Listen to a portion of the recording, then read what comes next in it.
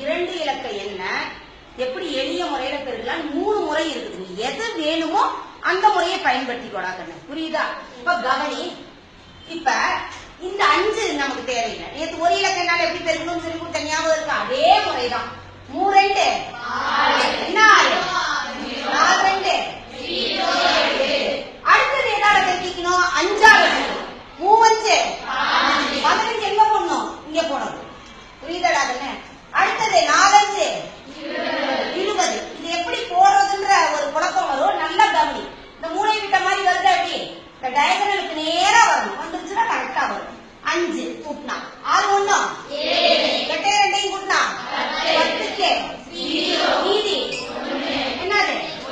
ரைட்டா? அதே மாதிரி இன்னொரு முறையிலையும் இருக்கலாம். இப்ப கவனிட இதுல நல்லா கவனிடாங்கன்னு முதல் இங்க இருக்கக்கூடிய 1ஆம் ஸ்தானமும் 1ஆம் ஸ்தானமும் 3 5 15க்கு மீதி. அடுத்தது 10ஆம் ஸ்தானமும் 10ஆம் ஸ்தானமும் 4 2 8. ரைட்டாடா? இப்ப நல்லா கவனி. உள்ள இருக்கக்கூடிய 2 எண்ணையும் இருக்கிற 3 2 4 5 26 26 1 27க்கு மிச்சம் 8 2 10. கரெக்டாடா கண்ணு? 2 விடையும் கரெக்டா இருக்கா? அதே மாதிரி அடுத்தது இன்னொரு முறையிலையும் பெருக்கலாம். நீங்க 2 இலக்கம் வந்துருக்குதா? அப்ப இப்படி கட்ட போட்டுக்கிறேன்னா இல்ல ஒரு சின்ன ஒரு காரியம் செய்யும். இந்த மூளை விட்ட ஒண்ணு லேசா வரைஞ்சு போடாங்க. என்ன பண்ணிக்க நீ?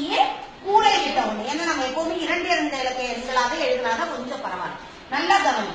4 2 என்ன 8 0 8 4 5 20 3 2 0 6 3 5 இத கொஞ்சம் கூட்டத கரெக்டா போட்டணும்.